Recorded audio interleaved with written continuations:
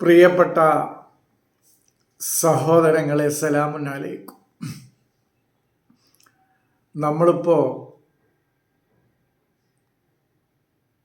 സൂറത്ത് അത്തൗബ, തൗബ എന്ന് പറഞ്ഞാൽ തന്നെ ഫഖ്തുലു അൻഫുസക്കും വതൂബു എന്നാണ്. അതാണ് തൗബ. നമ്മുടെ ഈഗോയെ കൊല്ലുക, ഞാൻ എന്ന ആ നഫ്സിനെ കൊല്ലുക, എന്നിട്ട് നമ്മുടെ ഭാര്യയിലേക്ക് തിരിച്ചു പോവുക. അതാണ് തൗബ എന്ന് പറയുന്നത്. അതാണ് ആ അധ്യായം തന്നെ, ആ അധ്യായത്തിൻ്റെ പേര് തന്നെ നമ്മളൊന്ന് മനസ്സിലാക്കണം എന്നർത്ഥം. ഇത് ഞാൻ പറഞ്ഞപ്പോൾ സൂറത്തു നൂറിൽ ഹിസ്സിയായ നൂറിൽ നിന്ന് മാനവിയായ നൂറിലേക്കുള്ള യാത്രയാണ് സൂറത്തു നൂറിൻ്റെ വിഷയം എന്ന് ഞാൻ പറഞ്ഞപ്പോൾ എൻ്റെ ഒരു സഹോദരൻ പറഞ്ഞു, മാഷ് ഈ ഓരോ അധ്യായങ്ങളുടെയും പേര് ഉദ്ദേശിക്കുന്ന ആശയങ്ങളൊന്ന് പറയണം എന്ന് പറഞ്ഞു. അതൊക്കെ നമ്മൾ പറയും. ഇപ്പോൾ സൂറത്ത് തൗബ എന്ന് പറയുന്നത് തന്നെ ഫഖ്തുലു അൻഫുസക്കും വതൂബു എന്നാണ്. നമ്മുടെ ഞാൻ എന്ന നഫ്സിനെ കൊന്നിട്ട്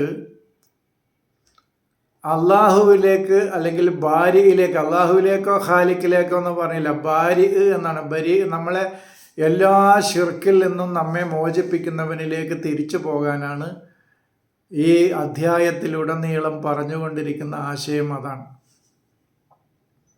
അല്ലാതെ ഒരു ഇസ്ലാമിക സ്റ്റേറ്റോ അവിടുത്തെ ഭരണകൂടമോ അവിടെ ഇസ്ലാമിക ശരീഅത്ത് അനുസരിച്ച് ജീവിക്കാത്ത ആളുകളെ, ഇസ്ലാമിക ശരീഅത്ത് എന്ന് പറഞ്ഞാൽ അള്ളാഹുവിൽ വിശ്വസിക്കണം, അന്ത്യനാളിൽ വിശ്വസിക്കണം, ആചാരാനുഷ്ഠാനങ്ങൾ പിന്നെ അനുഷ്ഠിക്കണം, ഇതൊന്നും അനുഷ്ഠിച്ചിട്ടില്ലെങ്കിൽ അവരോട് യുദ്ധം ചെയ്യാന്നൊക്കെ പറഞ്ഞാൽ അതിലെ യുക്തി എന്താണ്, അതിലെ ബുദ്ധി എന്താണ്, അതിലെ ശാസ്ത്രീയത എന്താണെന്നുള്ളതൊക്കെ എൻ്റെ സഹോദരങ്ങൾ ചിന്തിച്ചാൽ മതി. അതിലെ മാനവികത എന്താണെന്നുള്ളതൊക്കെ. എന്നാൽ ഇവരെന്നെ ഇങ്ങനെ അർത്ഥം എഴുതിയ മഹാന്മാരായ പണ്ഡിതന്മാരെന്നെ പറഞ്ഞു വെച്ചിട്ടുണ്ട്, ലാ ഇക്രാഹ ഫിദ്ദീനി, മതത്തിൽ ബലാത്കാരമല്ല എന്ന്. അപ്പോൾ നമ്മൾ ഇവിടെ അതിന് ന്യായം പറയുമ്പോൾ മുസ്ലിങ്ങൾ പിന്നെ സക്കാത്ത് കൊടുക്കും, അമുസ്ലിങ്ങൾക്ക് സക്കാത്ത് ആവശ്യമില്ലല്ലോ എന്നാണ് അതിന് ന്യായം പറയാം. സക്കാത്തിന് അർഹരല്ലാത്ത എല്ലാ ഇവിടെ സക്കാത്തിന് അർഹരല്ലാത്തവരെന്നൊന്നും വേർതിരിച്ചിട്ടില്ല ഇവിടെ. ലാ യുഅ്മിനൂന ബില്ലാഹി വൽ യൗമിൽ ആഖിരി വലാ യുഹർരിമൂന മാ ഹറമല്ലാഹു വറസൂലഹു വലാ യദീനൂന ദീനുൽ ഹഖ് എന്ന് പറയുന്നത് ഇതാണ്. അതിൽ സാമ്പത്തികമായിട്ടുള്ളവരും ഇല്ലാത്തവരും എല്ലാവരും പെടും. ഇപ്പം മുസ്ലിങ്ങളിൽ തന്നെ സാമ്പത്തികമായിട്ടില്ലാത്ത ആളുകൾക്ക് പിന്നെ സക്കാത്ത് കൊടുക്കണ്ടല്ലോ. അപ്പോൾ ഇത് അതിലൊന്നും ഒരു ന്യായമല്ല. അതൊക്കെ ഇതിനെ പിന്നെ എങ്ങനെയെങ്കിലും ഒന്ന് പറഞ്ഞ് പിടിച്ചു നിർത്താൻ വേണ്ടി പറയുന്ന ന്യായങ്ങൾ മാത്രമേ ഉള്ളൂ. നമ്മൾ ആത്മീയമായ ഗ്രന്ഥത്തെ പദാർത്ഥപരമായിട്ട് വായിക്കാൻ ശ്രമിച്ചതാണ് പ്രശ്നം എന്നുള്ളത് നമ്മൾ മനസ്സിലാക്കുക. അതാണ് ഇവിടുത്തെ പ്രശ്നം. അതാണ് സത്യത്തിൽ.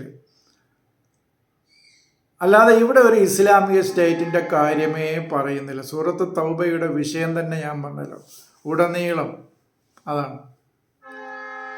ഇപ്പൊ കാത്തിലു എന്ന് പറഞ്ഞാൽ കൊല്ലുക എന്ന് പറഞ്ഞാൽ അത് കൊല്ലുക എന്നുള്ളത് മാറ്റിയിട്ട് ഇവിടെ യുദ്ധം ചെയ്യുക എന്നാക്കും. കാരണം കൊല്ലുക എന്ന് എഴുതി കഴിഞ്ഞാൽ പിന്നെ ഹത്താ യുഅത്തുൽ ജിസിയ എന്ന് പറഞ്ഞാൽ ഒരു ജിസിയ പിന്നെ എന്താ കൊടുക്കുന്നത്, മരിച്ച ഒരാൾ. അപ്പൊ ഞാൻ പറഞ്ഞു ജിസിയ യുഅത്തു എന്ന് പറയുന്നത് തന്നെ കഴിഞ്ഞ ക്ലാസ്സിൽ ഞാൻ പറഞ്ഞു ഗിഫ്റ്റാ. ഒരാൾ നൽകുന്ന, ഒരാളുടെ പുരോഗതിക്ക് ആവശ്യമായ സഹായം നൽകുന്നതാണ് സത്യത്തിൽ പിന്നെ യുഅത്തു അതാ എന്ന് പറയുന്നത്. അതാണ് ഒരാളുടെ തത്വീർ. അത് സാമ്പത്തികമായ പുരോഗതിയിലേക്ക് അവനെ കൊണ്ടുവരാനാണെങ്കിൽ സാമ്പത്തികമായ സഹായം കൊടുക്കുക. വൈജ്ഞാനികമായ പുരോഗതിയിലേക്ക് ഒരു മനുഷ്യനെ കൊണ്ടുവരാനാണെങ്കിൽ അവന് വിജ്ഞാനം പകർന്നു കൊടുക്കുക. ഇതാണ് ഒരു സത്യത്തിൽ. അതാണ് ഇആനത്തുൻ തത്വീറാണ്.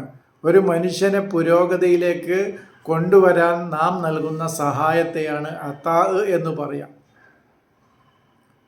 ഇനി നമുക്ക് ഈ വിഷയത്തെ, അപ്പൊ ഖത്ല് എന്ന് പറയുന്നത് അവരോട് യുദ്ധം ചെയ്യാനോ ഏറ്റുമുട്ടാനോ അല്ല. അതായത് ലാ യുഅ്മിനൂന ബില്ലാഹി എന്ന് പറയുന്നത് ഞാൻ കഴിഞ്ഞ ക്ലാസ്സിൽ സൂചിപ്പിച്ചു.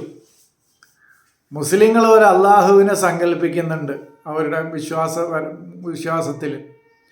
ആ അള്ളാഹു എന്ന് പറയുന്നത് നമ്മൾ പറഞ്ഞിട്ടുണ്ട്. ആ അള്ളാഹു എന്ന് പറയുന്നത് ഒരു വ്യക്തിയുടെ ആ തലത്തിലാണ് മനസ്സിലാക്കുന്നത്. ഇറങ്ങുക, കയറുക, കസേരയിലിരിക്കുക, സിംഹാസനം ചുമന്ന് നിൽക്കുക, ദേഷ്യപ്പെടുക, കോപിക്കുക, ശപിക്കുക, നിസ്സാരമായ ചെറിയ കുറ്റങ്ങൾക്ക് വരെ കഠിനമായി ശിക്ഷ നടപ്പിലാക്കുക, അങ്ങനത്തെയൊക്കെ ഒരുപാട് ഗുണങ്ങൾ, ഇത്തരം ഗുണങ്ങൾ പറയുന്ന ഒരു അള്ളാഹുവിനെയാണ്.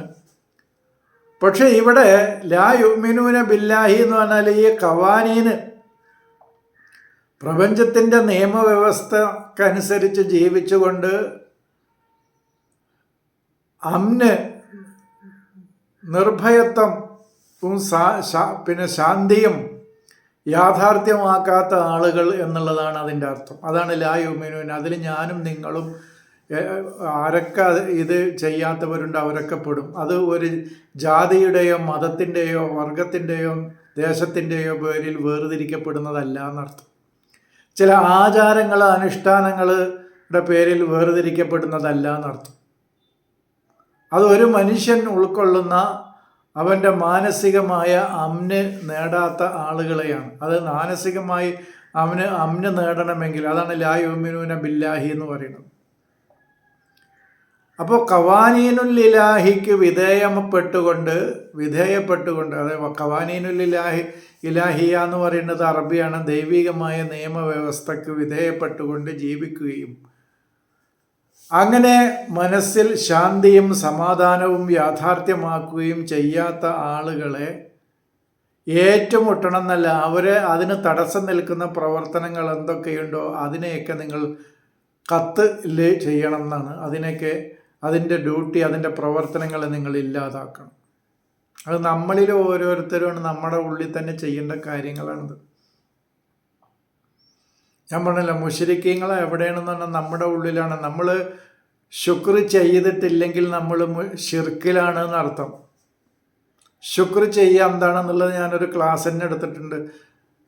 അവർക്ക് ഞാൻ സമഅ്, ബസർ, ഫുആദ് ഒക്കെ കൊടുത്തു. പക്ഷേ കുറച്ച് ആളുകളെ ശുക്ർ ചെയ്യുന്നുള്ള ഒരു കേൾവി, കാഴ്ച, ബുദ്ധി, ചിന്ത, ഇതൊക്കെ ഞാൻ മനുഷ്യന് കൊടുത്തിട്ട് കുറച്ച് ആളുകൾ മാത്രമേ ചിന്തിക്കുന്നുള്ളൂ എന്ന് പറഞ്ഞാൽ, അത് നന്ദി കാണിക്കുന്നുള്ളൂ എന്ന് പറഞ്ഞാൽ അതിൻ്റെ അർത്ഥം അവർ ഈ പറഞ്ഞ കൊടുത്ത സാധനങ്ങളും അവന് ഉൾക്കാഴ്ച കൊടുത്തിട്ടുണ്ട്, പിന്നെ കേൾവി കൊടുത്തിട്ടുണ്ട്. ബാഹ്യമായ കേൾവിയല്ല ഖുർആൻ ഉദ്ദേശിക്കുന്നത്, ആന്തരികമായ കേൾവിയാണ്. അതുപോലെ തന്നെ അവന് ചിന്തിക്കാനും ഗ്രഹിക്കാനും കാര്യങ്ങളുടെ യാഥാർത്ഥ്യങ്ങളിലേക്ക് പുതിയ പുതിയ യാഥാർത്ഥ്യങ്ങൾ കിട്ടുമ്പോൾ അതിലേക്ക് പോകാനുള്ള ഒരു ഫുആദും കൊടുത്തിട്ടുണ്ട്.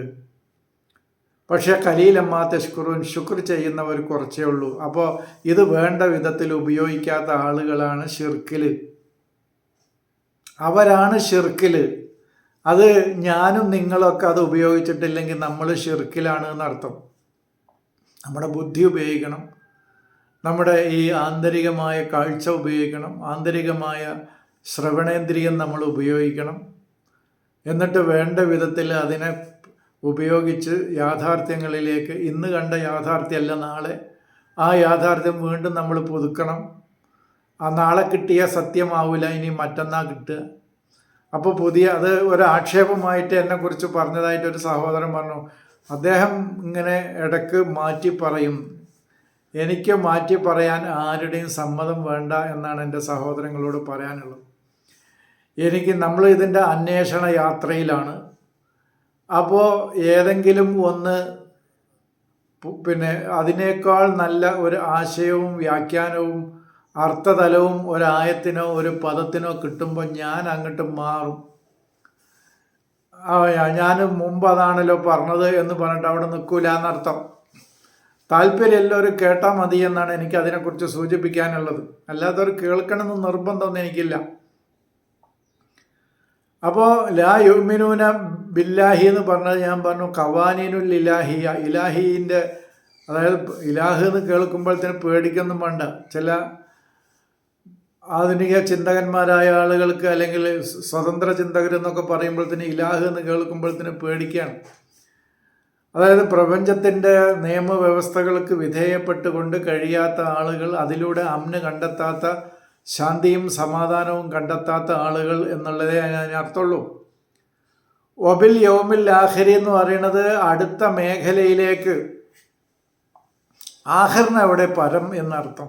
നിങ്ങൾ ഏതെങ്കിലും മഹാന്മാരായ പണ്ഡിതന്മാർ നിങ്ങളുടെ സുഹൃത്തുക്കളോ സഹോദരങ്ങളോ ഇമാമുകളൊക്കെ ആയിട്ടുണ്ടെങ്കിൽ ആഖിർ എന്നുള്ളതിന് പരം എന്നൊരർത്ഥമുണ്ടോ, അതല്ല അന്തിമം, ലാസ്റ്റ് എന്നുള്ള അർത്ഥമാണോ എന്നുള്ളതാണ് നമ്മൾ മനസ്സിലാക്കുക.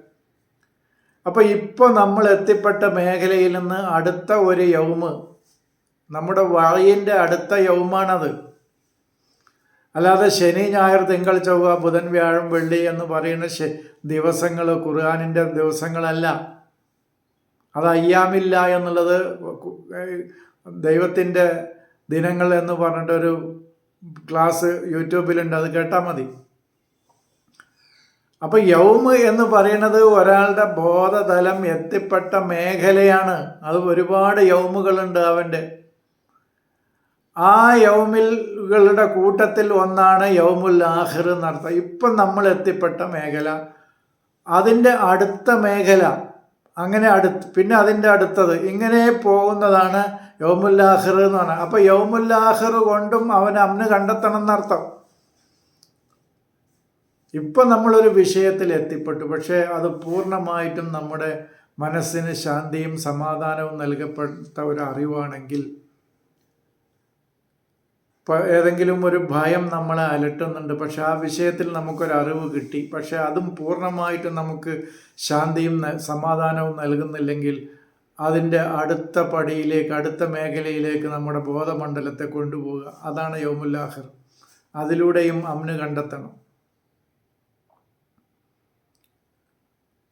അതുപോലെ തന്നെ വലാ യുഹരിമൂന മാ ഹറമല്ലാഹു വറസൂലുഹു, അതായത് നമുക്ക് ഒരുപാട് വിലക്കുകൾ വെച്ചിട്ടുണ്ട്. മതം വെച്ച വിലക്കുകളല്ല ഞാൻ പറയണം. പ്രകൃതി തന്നെ നമുക്ക് ഒരുപാട് വിലക്കുകൾ വെച്ചിട്ടുണ്ട്. അതാണ് യുഹരിമൂൻ അല്ലാഹു എന്ന് പറയുന്നത്. അതുപോലെ തന്നെ നമ്മുടെ ഉള്ളിലെ റസൂലൊക്കെ ഏതെങ്കിലും ഒരു കാലഘട്ടത്തിൽ ജീവിച്ച് മരിച്ചുപോയ ഒരു റസൂലിനെ കുറിച്ചാണ് നമ്മൾ മനസ്സിലാക്കുന്നത്. നമ്മുടെ ഉള്ളിലുള്ള റസൂലിനെ കുറിച്ച് നമ്മൾ മനസ്സിലാക്കുന്നില്ല എന്നർത്ഥം. നമുക്ക് റസൂലും മിനല്ലാഹിയും ഉണ്ട്, റസൂലും മിൻ അംഫുസിക്കും ഉണ്ട് എന്നുള്ളത് ഞാൻ 2 റസൂലിനെയും പരിചയപ്പെടുത്തിയിട്ടുണ്ട്. റസൂലും മിനല്ലാഹി എന്ന് പറഞ്ഞാൽ ഈ പ്രപഞ്ചത്തിൽ നിന്ന് കിട്ടുന്ന മെസ്സേജുകൾ, സന്ദേശങ്ങൾ, പ്രകൃതിയിൽ നിന്ന്, പ്രപഞ്ചത്തിൽ നിന്ന്, ചുറ്റുപാടുകളിൽ നിന്ന് ഒക്കെ നമുക്ക് റിസാലത്ത് കിട്ടും. റസൂലും മിൻ അംഫുസിക്കും എന്ന് പറഞ്ഞാൽ നമ്മുടെ ഉള്ളിൽ നിന്ന് തന്നെ റസൂല് വരും. കാരണം അള്ളാഹുവാണ് ഹക്ക് എന്ന് പറഞ്ഞല്ലോ. അപ്പോൾ അതാണ്. ഇനി ഞാൻ ബാക്കി കാര്യങ്ങളൊന്നും വിശദീകരിക്കുന്നില്ല. അങ്ങനെ വിശദീകരിച്ചാൽ നമ്മുടെ വിഷയം, ജിസിയ എന്ന് പറയുന്ന വിഷയം പറയാൻ കഴിയില്ല. ചുരുക്കി ഞാനിവിടെ പറയണം, അല്ല യദീനു മിൻ അഹ്ലിൽ കിതാബി എന്നുള്ളത് മാത്രം ഒന്ന് ഞാൻ പറഞ്ഞു പോകും. അല്ല യദീനുന ദീനുൽ ഹക്ക് എന്നപ്പോൾ വിശദീകരിക്കുന്നില്ല. ദീനുൽ ഹക്ക് എന്ന് പറഞ്ഞാൽ അള്ളാഹു ഹുവൽ ഹക്കു, അള്ളാഹു ആണ് ഹക്ക്. അപ്പോൾ ദീനുൽ ഹക്ക് എന്താണെന്നുള്ളത് എൻ്റെ സഹോദരങ്ങൾക്ക് ഊഹിച്ചെടുക്കാം. പിന്നെ മനസ്സിലായിട്ടില്ലെങ്കിൽ പിന്നെ ഞാൻ വിശദീകരിക്കും. മിനല്ലദീന ഊത്തുൽ കിതാബ എന്ന് പറഞ്ഞാൽ വേദക്കാര് എന്ന് പറയുന്നത് ജൂത ക്രിസ്ത്യാനികൾ എന്നാണ് നമ്മളെ പഠിപ്പിക്കപ്പെട്ടിട്ടുള്ളത്. ഗ്രന്ഥങ്ങളിലും മഹാന്മാരായ പണ്ഡിതന്മാരും ഒക്കെ നമുക്ക് ഈ ഖുർആൻ പഠിപ്പിച്ച് തന്നപ്പോൾ പറഞ്ഞു തന്നിട്ടുള്ളത് അഹ്ലുൽ കിതാബ് എന്ന് പറഞ്ഞാൽ ജൂത ക്രിസ്ത്യാനികളായ ആളുകൾ എന്നാണ്. എവിടെ അഹ്ലുൽ കിതാബിന് ജൂത ക്രിസ്ത്യാനികൾ എന്ന്? ഒന്നാമത് യഹൂദ് എന്ന് പറഞ്ഞാൽ തന്നെ ഇന്നത്തെ ജൂതനാണോ, നസാറ എന്ന് പറയുന്നത് ഇന്നത്തെ ക്രൈസ്തവരാണോ എന്നുള്ളതൊക്കെ നമ്മൾ വേറെ ചർച്ച ചെയ്യേണ്ടതാണ്. അതുപോലും ഒരു മതത്തെ ഉദ്ദേശിച്ചുകൊണ്ടല്ല യഹൂദ് എന്നുള്ള വാക്കും നസാറ എന്നുള്ള വാക്കും പ്രയോഗിച്ചിട്ടുള്ളത് എന്ന് നമ്മൾ നിരന്തരം പല പ്രാവശ്യം പറഞ്ഞതാണ്. അപ്പോൾ അൽ കിതാബ് എന്ന് പറഞ്ഞാൽ ജ്ഞാനം, അറിവാണ്. അറിവ് അവർക്കുണ്ട്, പക്ഷേ ആ അറിവിനെ അവർ യാഥാർത്ഥ്യമാക്കുന്നില്ല എന്നർത്ഥം. അതാണ് ഇവിടുത്തെ പ്രശ്നം. അല്ലാതെ ജൂതന്മാരും ക്രിസ്ത്യാനികളും അല്ലെങ്കിൽ വേദക്കാരൊന്നുമല്ല. അഹില് എന്ന് പറഞ്ഞാൽ അതിന് അർഹമായി തീരുക എന്നാണ്. ഞാൻ ഒന്നിൻ്റെ അഹിലാകുക, അഹ്ലുൽ മാലാകാം, അഹ്ലുൽ കിതാബാകാം, നമ്മൾ ഏതെന്നിൻ്റെ അഹലാണ്, അഹ്ലുൽ ബൈത്താകാം. അഹ്ലുൽ ബൈത്ത് എന്ന് കേൾക്കുമ്പോഴത്തേന് നമ്മൾ അപ്പം പോകും നബി കുടുംബം എന്നുള്ളതിലേക്ക്. ബൈത്തുൽ അഫ്കാർ, ബൈത്തുൽ മാലൂമാത്താണ്, അറിവിൻ്റെ അഹിലാകാണ് നമ്മൾ. അതാണ് അഹ്ലുൽ ബൈത്ത് എന്ന് ഖുർആൻ പറയുന്നത്. അല്ലാതെ അഹ്ലുൽ ബൈത്ത് എന്ന് പറഞ്ഞാൽ നബി കുടുംബം, നബിയുടെ ഭാര്യയും മക്കളും എന്നുള്ള അർത്ഥത്തിനല്ല. ബൈത്ത് എന്ന് പറയുന്നത് ബയ്യത്വായിഫത്ത് എന്നറിയില്ല, അതാണ് നമ്മൾ കെട്ടിയുണ്ടാക്കുന്ന അറിവുകളും ചിന്തകളുമാണത്. ബയ്യത്വായിഫത്തിന് വയറല്ലതീ തക്കൂലു, അതല്ല നമ്മുടെ വിഷയം. അപ്പോൾ അഹ്ലുൽ ബൈത്ത് അല്ലെങ്കിൽ അഹ്ലുൽ കിതാബ്, അൽ കിതാബ് എന്ന് പറഞ്ഞാൽ ജ്ഞാനം, അറിവെന്നേ ഉള്ളൂ. അപ്പോൾ ഈ അവർക്ക് മസാദുൽ അറിവിൻ്റെ ഇടങ്ങൾ, അറിവിൻ ലഭിച്ച ആളുകളാണ് അവർ. ജ്ഞാനം അവർക്ക് ലഭിച്ചിട്ടുണ്ട്, ജ്ഞാനം ലഭിക്കാത്ത ആളുകളൊന്നുമല്ല. അറിവുണ്ട് അവർക്ക്, പക്ഷേ ആ അറിവിനെ തഹക്കീക്കാക്കുന്നില്ല എന്നർത്ഥം. ജീവിതത്തിൽ അതിനെ യാഥാർത്ഥ്യമാക്കുന്നില്ല എന്നർത്ഥം. ആത്മീയ രംഗത്തേക്ക് ഉയർന്നുകൊണ്ട് അതിനുകൊണ്ട് ശാന്തിയും സമാധാനവും ശാന്തമായൊരു ജീവിതവും മാനവികമായൊരു ജീവിതവും അവർ യാഥാർത്ഥ്യമാക്കുന്നില്ല എന്നർത്ഥം. അവരെ കുറിച്ചാണ് ഈ പറയുന്നത്. പ്രത്യേകം എൻ്റെ സഹോദരങ്ങൾ മനസ്സിലാക്കുക. അല്ലാതെ ജാതി തിരിച്ചോ മതം തിരിച്ചോ ഒന്നുമല്ല ഖുർആനിൻ്റെ സംസാരം. അൽ കിതാബ് എന്ന് പറഞ്ഞാൽ ജ്ഞാനം എന്നേ അർത്ഥമുള്ളൂ. എങ്ങനെ അൽ കിതാബ് എന്ന് പറയുമ്പോഴത്തേന് തൗറാത്ത് നൽകപ്പെട്ടവർ എന്ന് കിട്ടുക? അൽ കിതാബിൻ്റെ ആളുകൾ എന്ന് പറഞ്ഞാൽ ഇഞ്ചീൽ നൽകപ്പെട്ടവരെന്ന് എവിടുന്ന കിട്ടുക? യുഅല്ലിമുഹുമുൽ കിതാബ് വൽ ഹിക്മത വത് തൗറാത്ത വൽ ഇഞ്ചീല എന്ന് വേറെ തന്നെ പറഞ്ഞല്ലോ. അവർക്ക് അൽ കിതാബ് പഠിപ്പിക്കപ്പെട്ടിട്ടുണ്ട്, വൽ ഹിക്മത്ത് പഠിപ്പിക്കപ്പെട്ടിട്ടുണ്ട് ഈസക്ക്. യുഅല്ലിമുഹുൽ കിതാബ് വൽ ഹിക്മത വത് തൗറാത്ത വൽ ഇഞ്ചീൽ. ഈ അൽ കിതാബന്നെ തൗറാത്ത് ആണെങ്കിൽ പിന്നെ തൗറാത്ത് എന്തിനാ വേറെ പറഞ്ഞത്? അപ്പോൾ അൽ കിതാബ് എന്ന് തൗറാത്ത് തന്നെ അതല്ല, അത് നമ്മുടെ ക്ലാസ് ഉണ്ട് ചാനലിൽ. തൗറാത്ത് എന്താണ്, ഇഞ്ചീൽ എന്താണ്, സബൂർ എന്താണെന്നുള്ളതൊക്കെ പറഞ്ഞ ക്ലാസ് ഉണ്ട്. അതുപോലും ഒരു സമുദായത്തിനോ ഒരു പ്രദേശത്തുള്ള ആളുകൾക്കോ നൽകപ്പെട്ട വേദത്തെക്കുറിച്ചല്ല. അത് തൗറാത്ത് എന്ന വാക്ക് പോലും അതല്ല എന്ന് നമ്മൾ വിശദീകരിച്ചിട്ടുണ്ട്. എന്നിട്ടല്ലേ അൽ കിതാബ് എന്ന് പറയുന്നത്.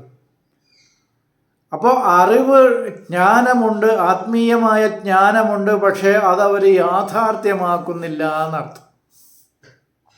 അതവർ തഹക്കീക്കാക്കുന്നില്ല. അപ്പോൾ തഹക്കീക്കാക്കാതിരിക്കാൻ എന്താണോ അവരിലുള്ള തകരാറെന്ന് വെച്ചാൽ അതിൻ്റെ പ്രവർത്തനങ്ങൾ നിങ്ങൾ ഇല്ലാതാക്കണം എന്നാണ് പറയുന്നത്. ഹത്താ യുഅ്തു അൽ ജിസിയ എന്ന് പറയുന്നത് അതാണ്. ഹത്താ യുഅ്തു, ഞാൻ പറഞ്ഞു അതാ എന്ന് പറയുന്നത് ജിസിയ അതാ ആണ്, അഹ്ദ് അല്ല എന്ന് ഞാൻ അടിവര ഇട്ടുകൊണ്ട് കഴിഞ്ഞ ക്ലാസ്സിൽ പറഞ്ഞു. ജിസിയ ഒരാൾ നൽകുന്ന, ഒരാളുടെ തത്വീർ പുരോഗതിക്ക് വേണ്ടി കൊടുക്കുന്ന കാര്യമാണ്. ഒരാൾ സാമ്പത്തികമായി തകർന്നിരിക്കുകയാണെങ്കിൽ അയാളെ നമ്മൾ സഹായിക്കുന്നത് ഒരു അതാ ആണ്. അതാണ് അതാ, അയാളുടെ സാമ്പത്തികമായ പുരോഗതിക്ക് വേണ്ടി. ഒരാളുടെ വൈജ്ഞാനികമായ തകർച്ചയിലാണ് അയാളെങ്കിൽ അയാൾ വൈജ്ഞാനികമായി തത്വീർ പുരോഗതിക്ക് വേണ്ടി ഈ ആനത്ത് നൽകുന്ന സഹായമാണ്, ഗിഫ്റ്റാണ് സത്യത്തിൽ അതാ എന്ന് പറയുന്നത്. നിർബന്ധപൂർവം ഒരു വ്യക്തിയിൽ നിന്നോ ഒരു സമൂഹത്തിൽ നിന്നോ അഹദ് പിടിച്ചെടുക്കുന്നതല്ല എന്ന് പറയുന്നത്. അതാണ് ജിസിയ എന്നുള്ളത് അഹദ് അല്ല, അതാ ആണ് എന്നുള്ളത് ഉറപ്പിച്ചു പറയാനുള്ള കാരണം കഴിഞ്ഞ ക്ലാസ്സിൽ ഞാൻ അതാണ്. ജിസിയ എന്ന് പറഞ്ഞാൽ കപ്പം എന്നോ കരം എന്നോ നികുതി എന്നൊന്നുമല്ല അതിൻ്റെ അർത്ഥം. വിജ്ഞാനത്തിൻ്റെ ഏതൊക്കെ ഭാഗങ്ങളുണ്ടോ, പാർട്ടുകളുണ്ടോ, അതൊക്കെ അവർക്ക് നൽകണം എന്നാണ്. അൻ യദിൻ അവരുടെ നിങ്ങളുടെ എന്തൊക്കെ ശക്തി കൂവത്ത് അതിനു വേണ്ടി പ്രയോഗിക്കാൻ പറ്റുമോ അതൊക്കെ പ്രയോഗിച്ചുകൊണ്ട്.